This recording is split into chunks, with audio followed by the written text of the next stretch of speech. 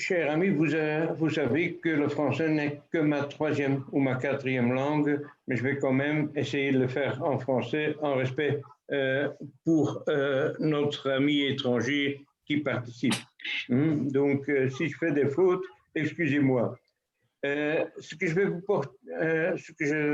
vais vous apporter aujourd'hui, c'est une partie d'une conférence que j'ai donnée à Stockholm pendant la fête de la 100e anniversaire du Royal. Et j'avais une invitation de M. Harry Muonen pour donner une conférence sur la thématique.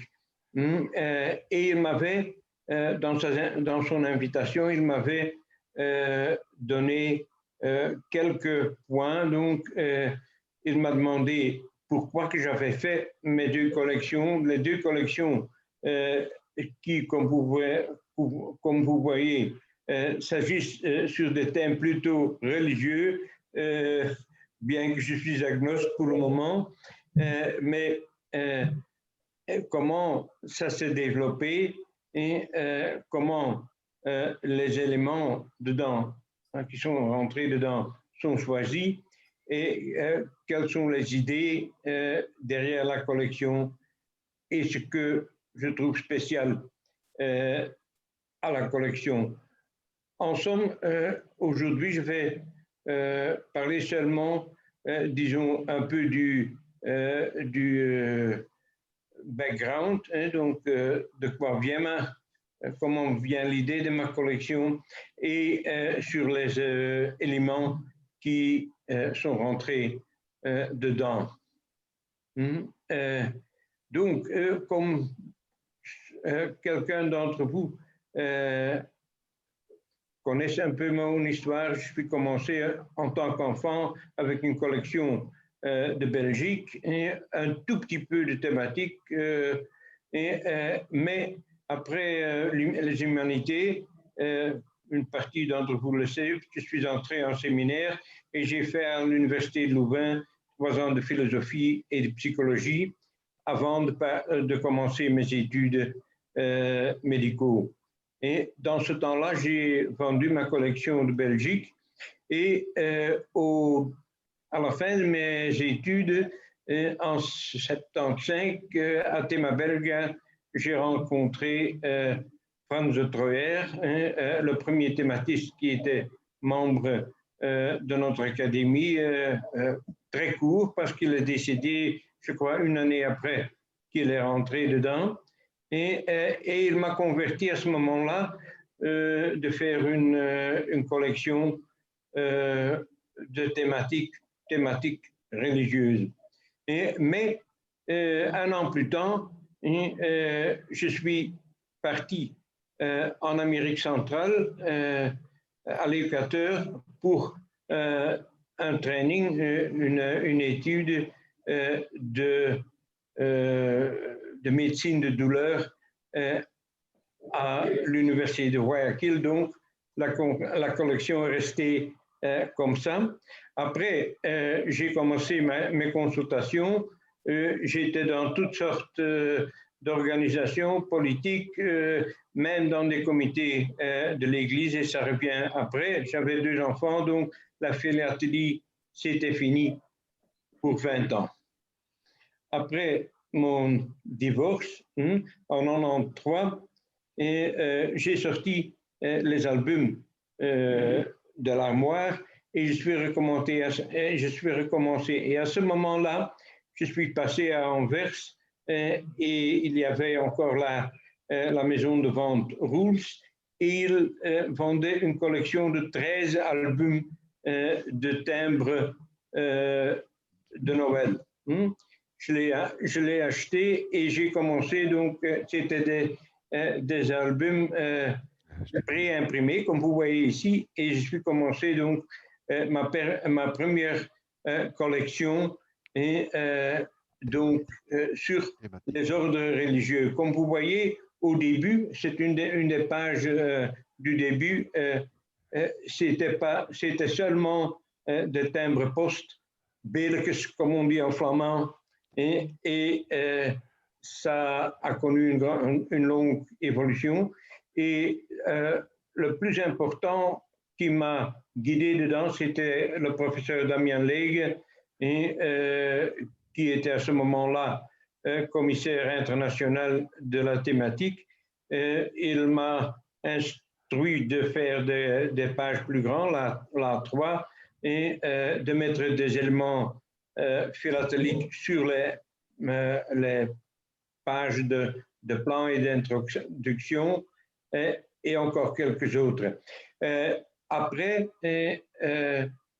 une grande évolution était d'introduire des éléments de l'histoire postale dans la collection thématique.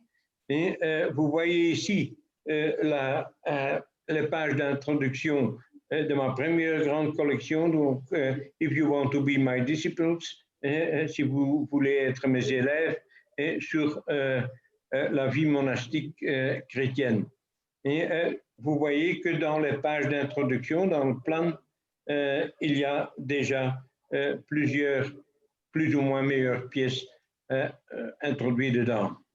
Et donc, il m'a aussi demandé, donc, M. Muoen, pourquoi tu as choisi ce sujet. Comme j'ai dit, et je connais quelque chose de l'histoire religieuse par mes études, mais en ce qui concerne la deuxième collection, celle où je vais vous montrer quelques pages tout de suite, et je n'ai pas tant de relation avec la musique, parce que je ne fais pas de la musique du tout, mais en tant que petit gosse, j'avais un oncle qui était organiste à l'église doyenale de Tirlemont, et je suis monté avec lui plusieurs fois, disons,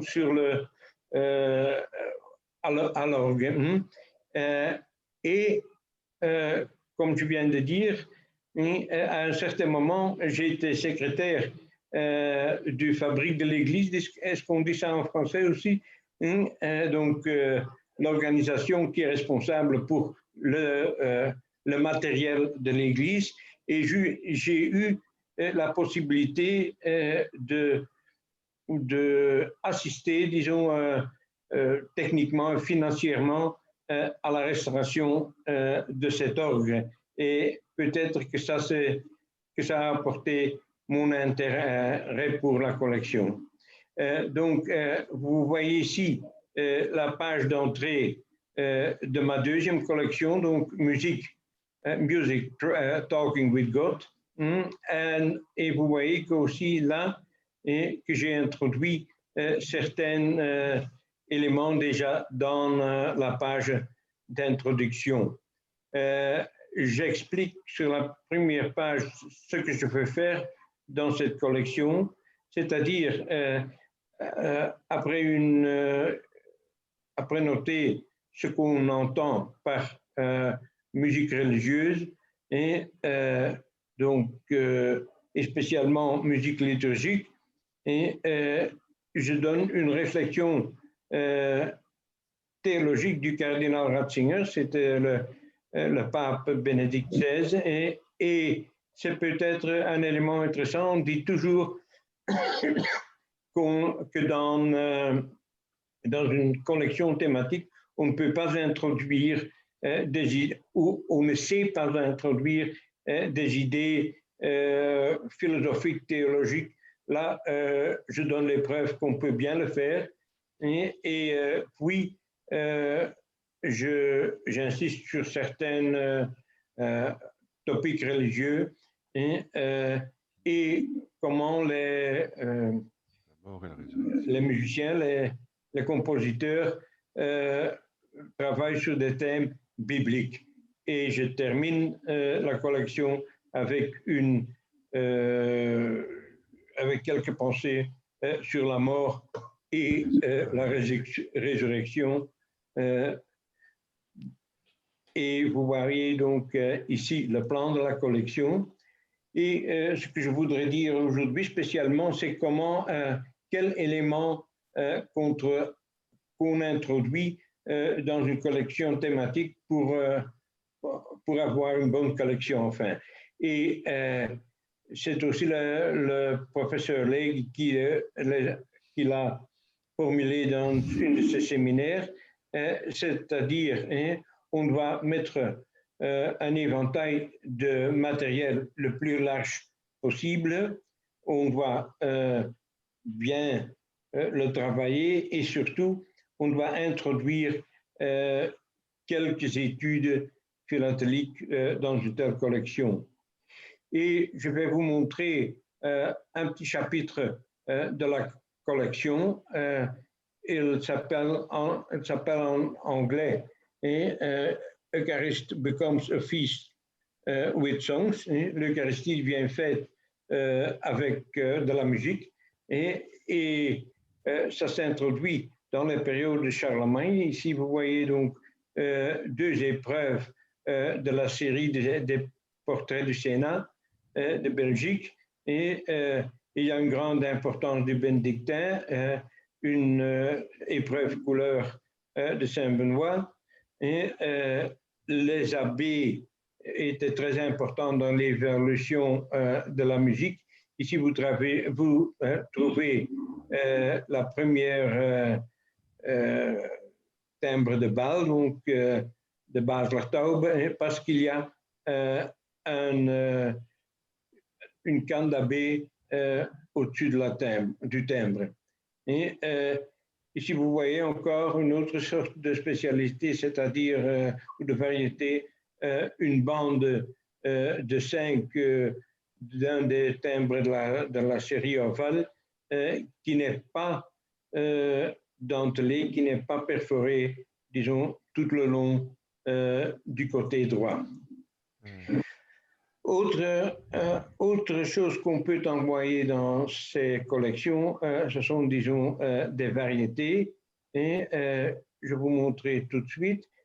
Ici, vous avez une épreuve de couleur, disons, avec la première épreuve de couleur, avec numéro de couleur.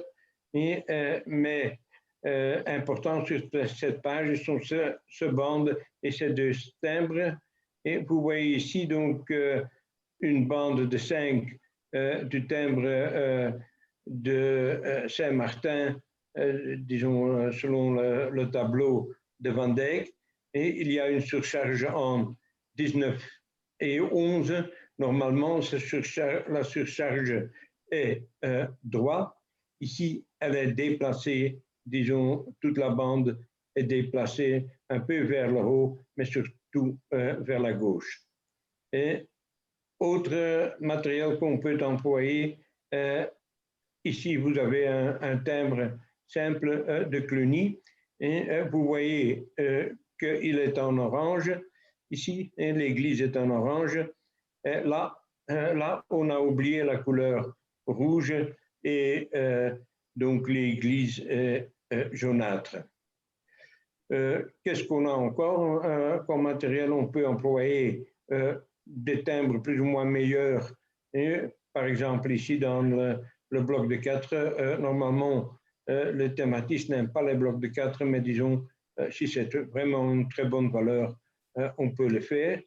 Ce qui peut rentrer dedans aussi, ce sont les aberrations de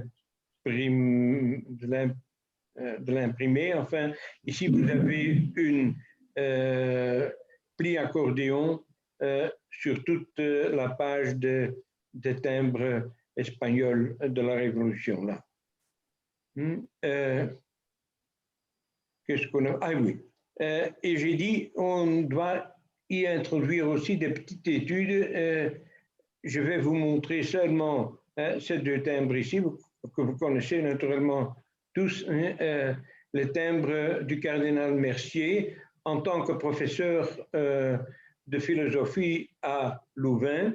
Et j'ai donc assisté pendant 3 ans au cours dans cet auditoire où il y a en avant de l'auditoire, il y a des bustes d'Aristote et de saint Thomas. Et donc, c'est plus intéressant de mettre un timbre comme celui-ci que, par exemple, il existe des beaux timbres de saint Thomas, mais c'est intéressant et surtout quand on peut en même temps montrer les deux, la série normale et la série surchargée avec le collège de, comment ça s'appelle, de Collège Cardinal-Mercier. Oui, c'est ça. Et une autre exemple de petite étude, j'emploie dans la collection 2 fois la carte, donc l'entier postal de Mozart sur Die kleine Nachtmusik, mais il existe 2 versions, c'est-à-dire il y a la version normale qui est imprimée sur papier plutôt jaunâtre et avec un texte en bas, et il y a une deuxième où donc c'est plutôt du papier blanc et où le texte n'y est pas, donc elle est en somme beaucoup plus rare et beaucoup plus intéressante. On vient presque à la fin. Ici, vous avez encore quelque chose d'assez spécial, c'est-à-dire après la guerre, en Italie, on a eu la République socialiste, mais elle n'a pas existé très longtemps, mais néanmoins, elle a pensé que pour remémorer le 4e anniversaire du Concile de Trente et de faire un petit surcharge sur certains timbres. On a construit donc des feuilles, je crois, de 100 surcharges et vous les voyez ici en grand et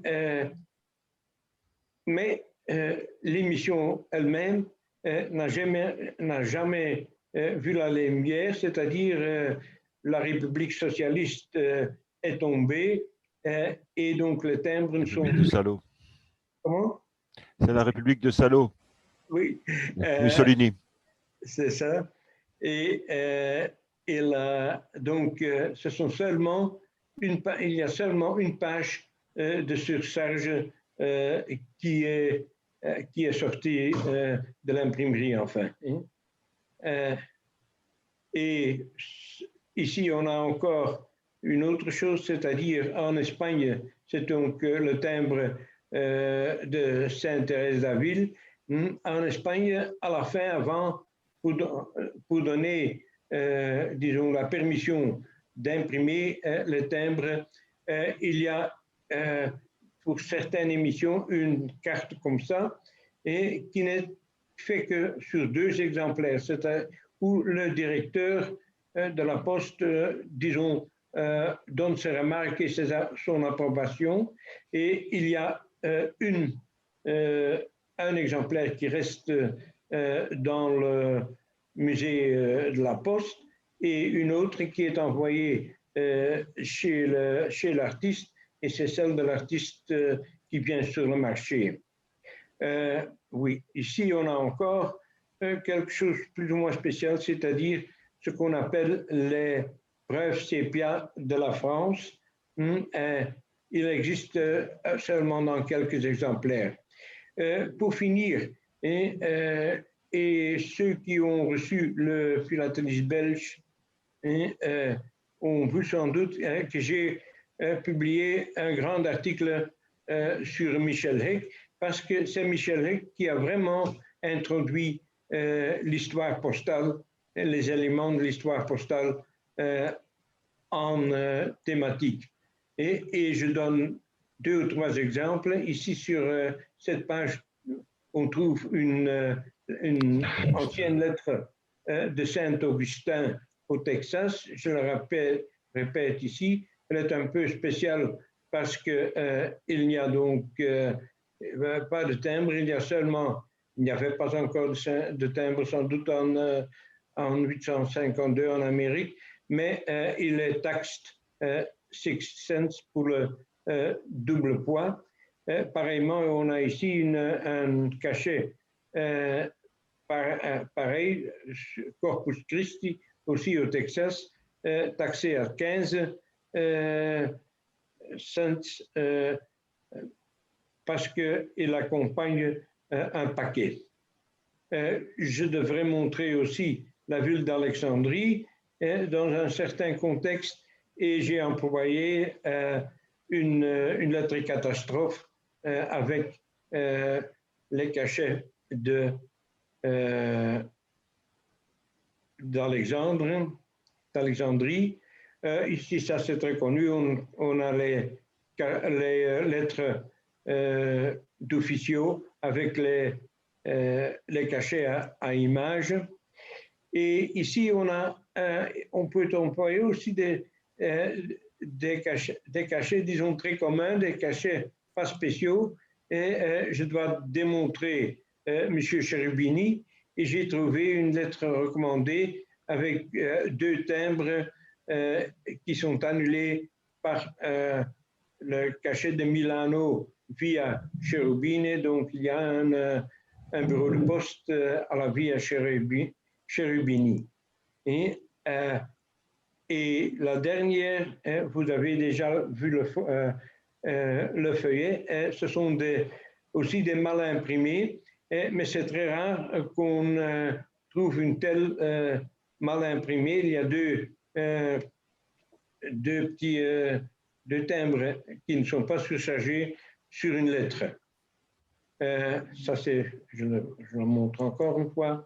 Et ici en Amérique, Calvary, c'était un tout petit village où on n'a même pas un cachet, il est biffé par des lignes et le maître de poste, c'était dans la plupart des cas celui qui envoyait la plupart des livres, des lettres,